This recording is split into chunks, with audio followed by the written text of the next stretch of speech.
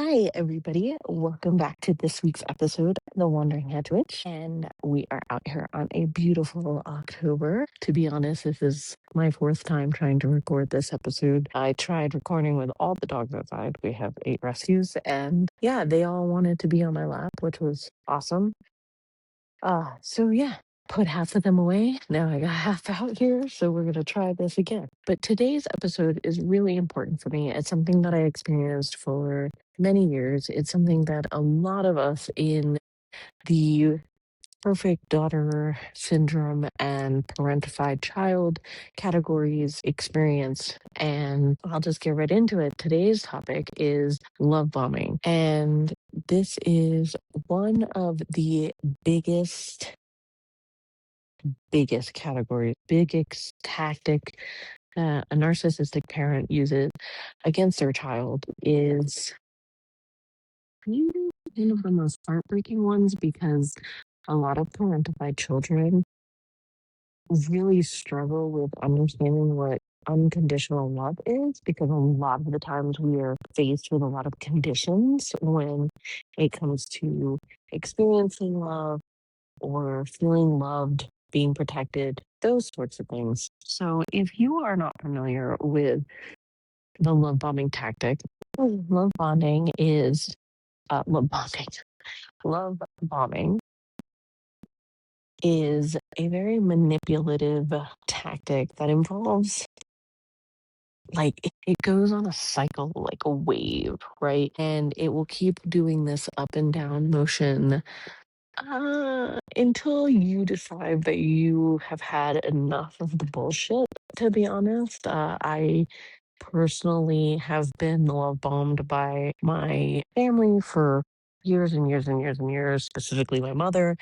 And it wasn't until I had a child of my own that I was like, kind of done with this. I don't really want my daughter to understand what this is or know what this is. It's where they shower you. And I'm talking like a deluge, tropical storm, monsoon shower you with excessive affection and gifts and praise and like this pride that they have over you. And it is not genuine, which is a heartbreaking part. It is more of a way to gain control and influence over you. It's very similar to when you go fishing, right?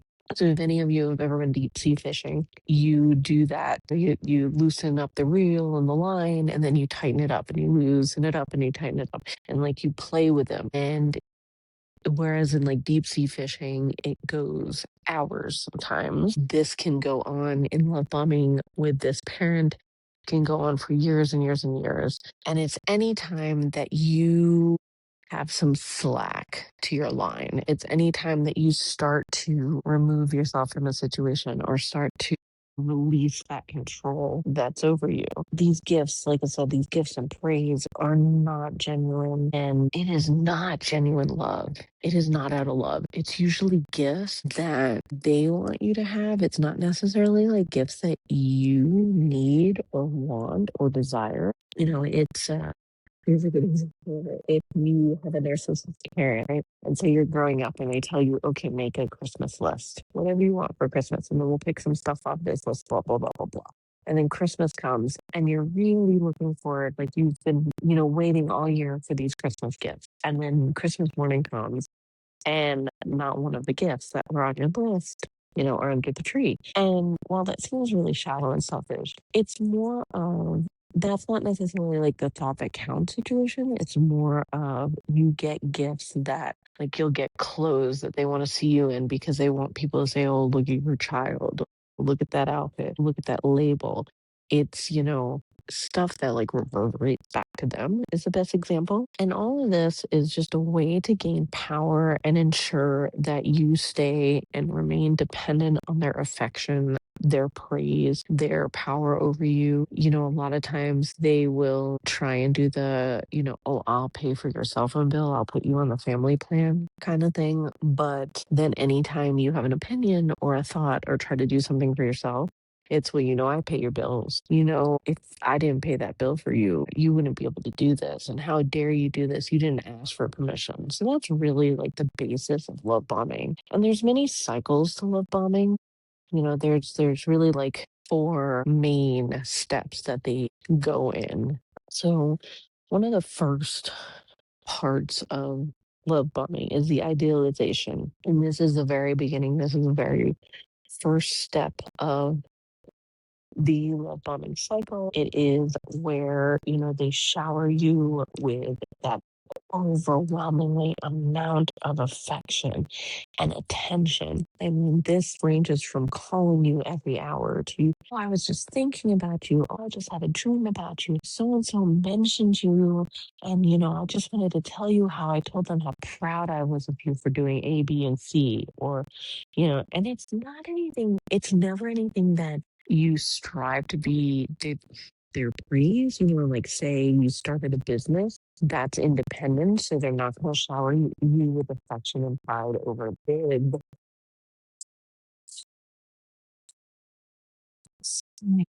reverberate back to them. Another thing that they'll do is they shower you with compliments and gifts, and they want to make you feel the center of attention to them. A lot of times with love bombing and narcissistic parents, this you get very addicted to these times because you don't get it as often. So when this happens, you're like, oh my God, they changed. And look, they're paying attention to me. And look, oh, they finally see me who I am. Unfortunately, it gravitates into the next step because they can only keep this up for so long. They can only keep the compliments and the love and the praise and affection up for so long because it's not natural to them. And then they start going into this devaluation. Ooh, man, that is a tongue twister. I even looked at it on my notes and was like, I don't know about this word. My speech impediment was like, I challenge accepted. So devaluation is where they start to get tired of the showering of affection and they begin to secure that loyalty and then start to withdraw the attention and affection so that now it is your turn to chase. They want you to chase them. So, they went for a month, they called you every day to ask how you were and praise you and do, all of these things for you in the idealization stage. And now they're going to start drawing back. So now you crave that attention, you crave that affection, and now it's your turn. Now you're hooked and you're going to start calling them. You're going to start texting them. You're going to start checking their social media.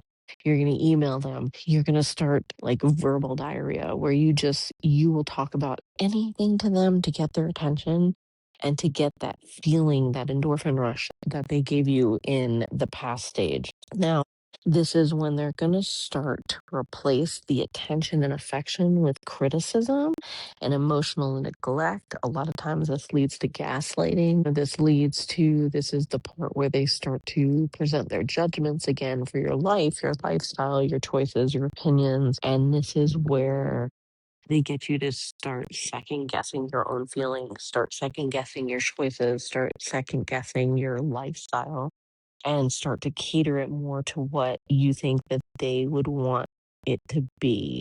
And it's because they want that control and influence under you. So they are over you and they don't want you to be independent anymore, Bonnie.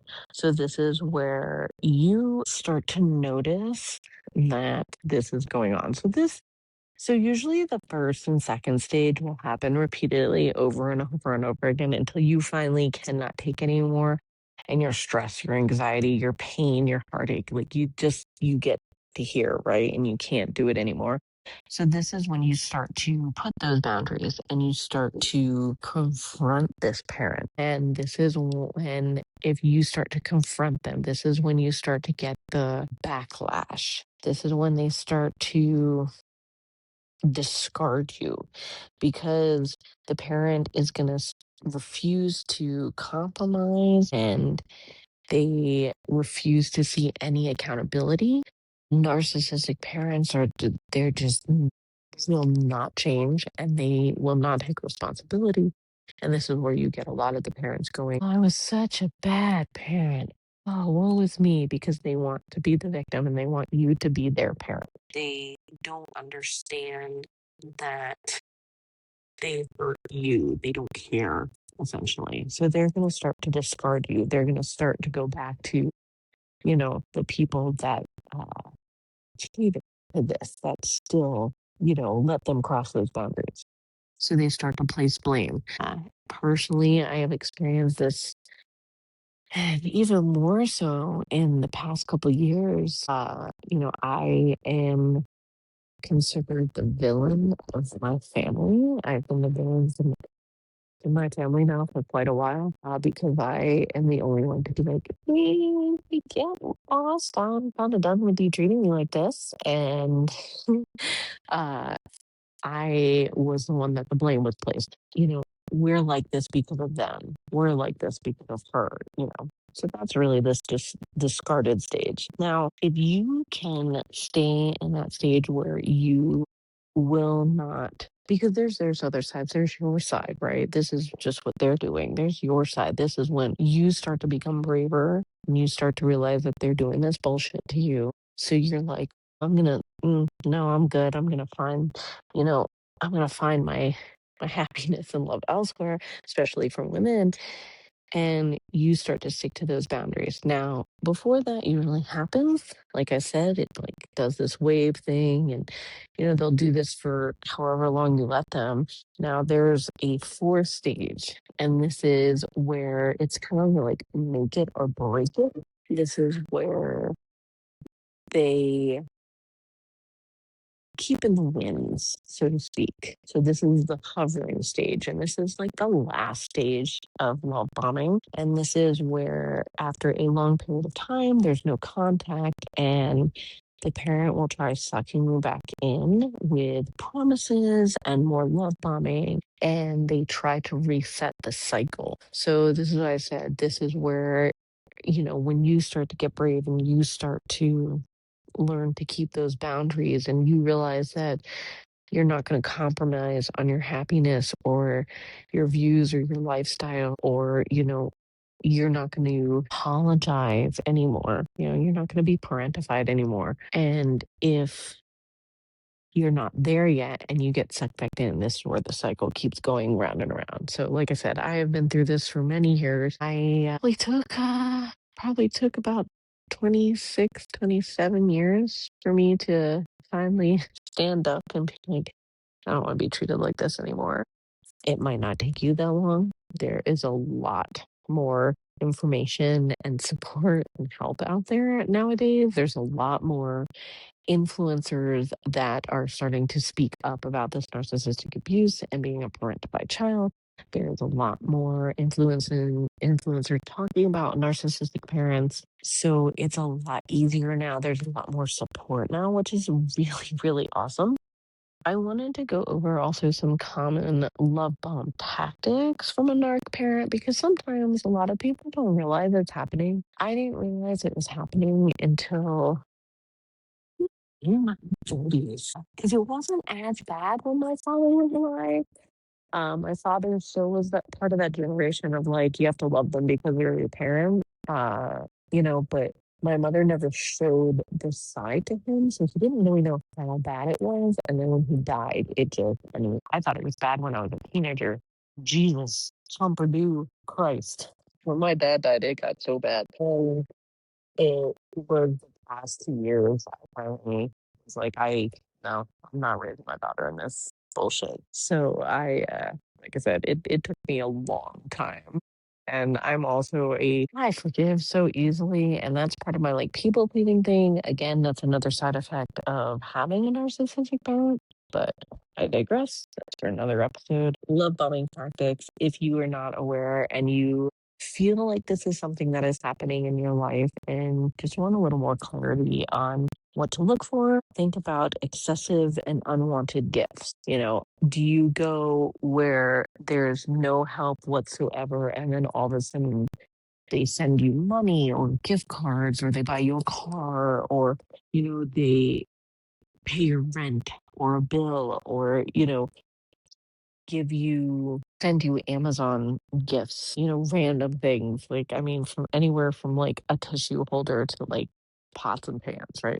There's also the lavish praise and flattery. Do you go from wanting that praise so badly from this parent to them consistently proving that they were your biggest fan? Another way to test this out is, are they creating dependency with you? Do you strive for that validation, for that mental praise and, mental dependency, emotional dependency, financial dependency? I remember when my father was passing away from cancer, I had a job up here and I ended up quitting so I could go be with my father during this period of time.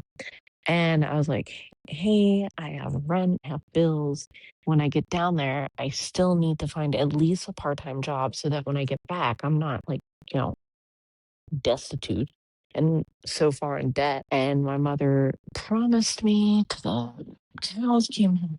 As soon as I got down to Florida, uh, that I would have a job. Oh, don't worry, I'll take care of all your bills. I'll take care of this, I'll take care of that. And I went. And 4 months passed. My father passed away.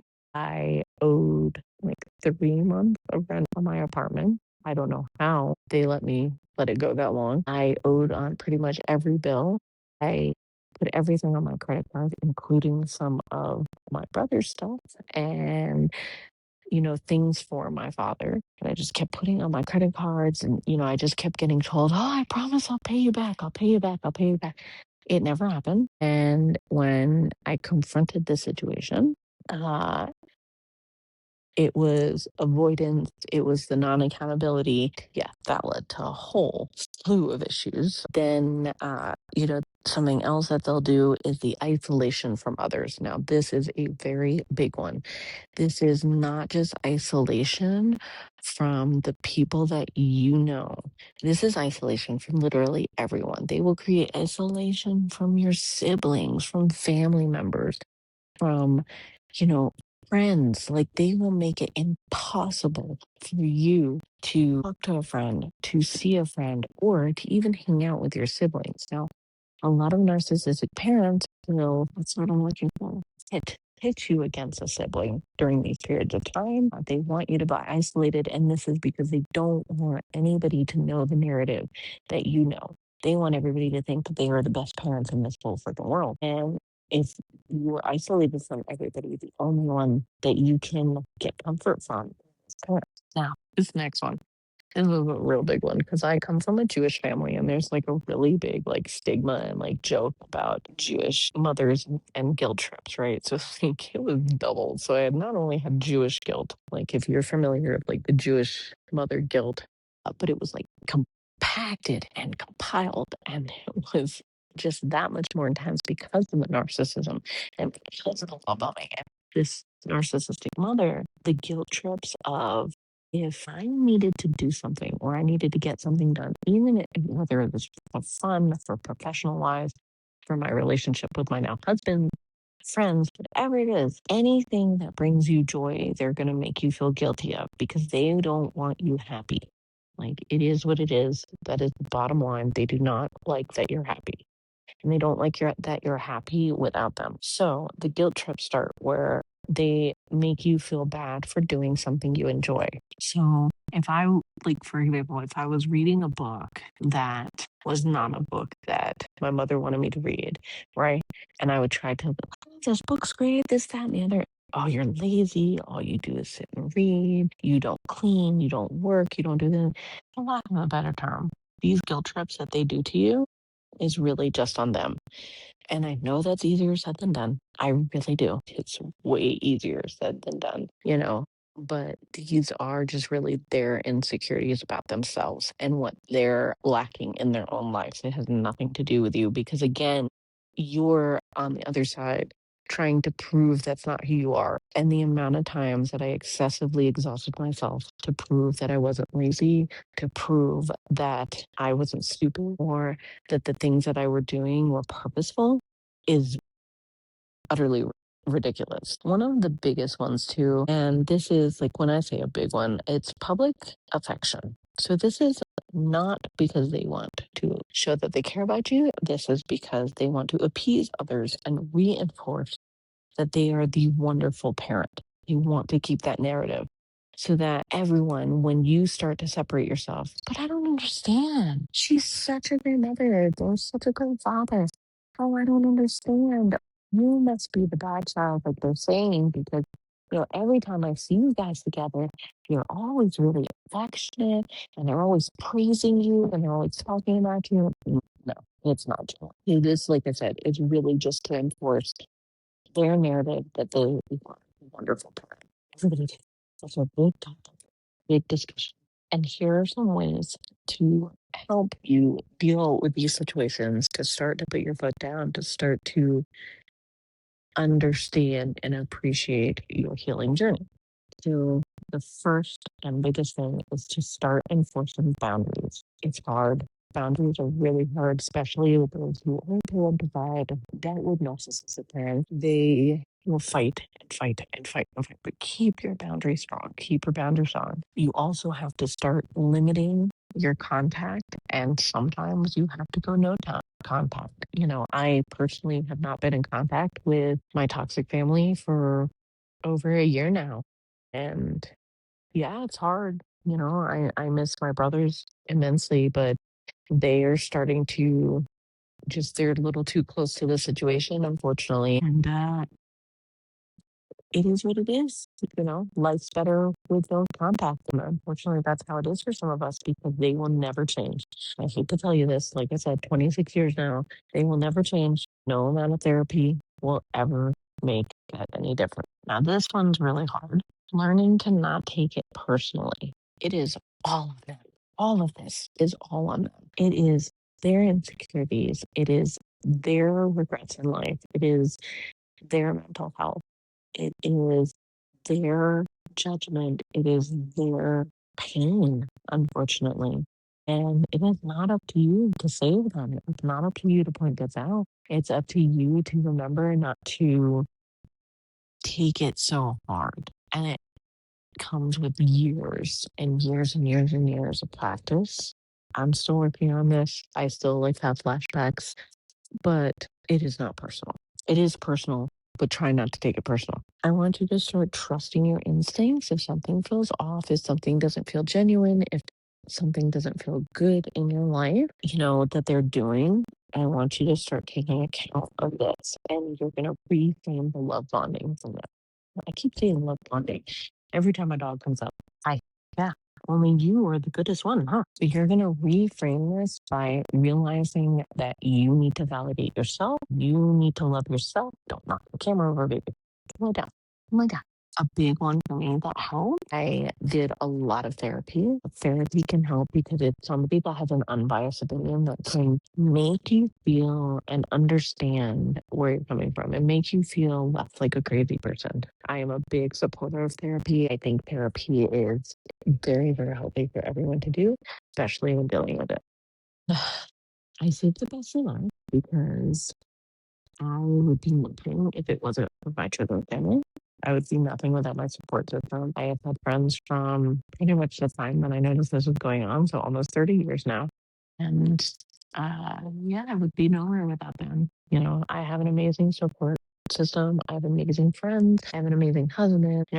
Dogs are a big part of it. Like I said, we have 8 dogs. And yeah, if I could say that every one of them was my emotional support animal, I would, because they are. And yeah, start building your support network. It's going to take some time. It's going to take some discerning because a lot of times when we're going through this, we want to go to something that's more comfortable, and we usually end up finding narcissistic people to fill that void. So it takes a long time. It's not impossible. And since I haven't done it in a minute, I would like to pull some cards for you. And we're just going to let everything process, take a deep breath, and think about what message you need to hear for dealing with this situation. If you found this podcast episode because you're searching for some answers on narcissistic parental abuse, now know that I'm with you. Know that I'm here to help. And We're going to take 3 deep breaths and think about the message you would like to receive. And one more. Going to shuffle the deck a little bit more. We're going to pull a card. Actually, I think I'm going to pull 3 cards today. It's a big topic, a lot of emotions, a lot of energy going through. We need a little bit bigger message than 1 card. And right on the money. Our main message deck, whew, does not disappoint. So the first card is to let go with grace. It's time to let this shit go. It is time to let the pain go, to let that control go, and let that desire that these people are going to change for you. Let these burdens go. You don't need them. You don't need them anymore. It's not your story anymore. And this card is a big one too. Who were you given to? And this is a big one because you are magical, you are powerful, you are so talented and gifted. When we're going through, this narcissistic abuse and healing from it, when we're learning about what a parentified child is, when we're going through separating ourselves, we lose a sense of ourselves. We don't know who we are without this narrative. We don't know who we are without these people in our lives. And just remember that there is grace to be had. There's validation to be had for yourself. You have to give it to you. You were given to you. And then this one. Again, I don't know if you can see everything, but I'm still going to try. The last card is the next part of your journey. You have sprouted wings. You are ready to fly. You are ready to go to this next chapter in your life. Step out of the water, out of the darkness, out of the woods, and start your new journey. You're ready. You can do this. Thank you so much for joining me today, everyone. I hope you have a wonderful rest of the day. If you do have any questions or clarification needed, let me know. I think there are comments on this episode, but you could also go to my blog. I will post a blog post about this, and you can let me know in the comments below there. You can let me know on YouTube and Instagram. I'm on all of this. Also have finally posted my coaching services. My star package is the perfect daughter syndrome package, and I specifically coach women who have gone through this or are going through this and help you to achieve your purpose and your goals in life with, a little bit of support. Thank you again for joining me today. I hope everyone has a great rest of the week, and I will see you again later.